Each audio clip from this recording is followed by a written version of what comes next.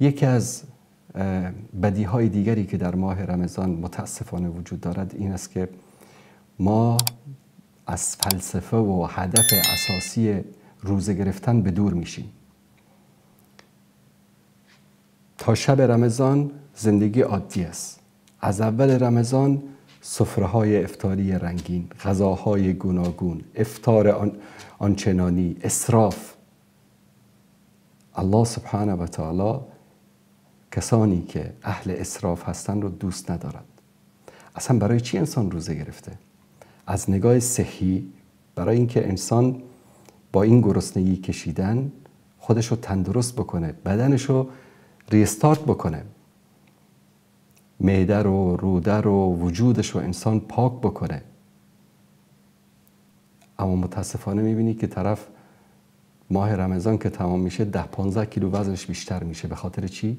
به خاطر پرخوری، به خاطر اسراف. این انسان ها از فلسفه رمضان، از هدف اساسی رمضان بوی نبردن. رمضان ماه اسراف و خورد و نوش نیست. رمضان ماهی است که انسان باید این ماه رو اختصاص بده به عبادت، به تقوا، به پرهیزگاری. کتب علیکم الصیام کما کتب علی الذین من قبلکم لعلکم تتقون. هدف از روزه و ماه رمضان است که انسان به مرحله تقوا و پرهیزگاری برسه.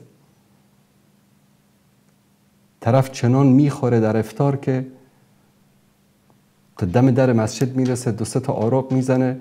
اونایی که در کنارش هستن در نماز تراویح دستش به عذابند.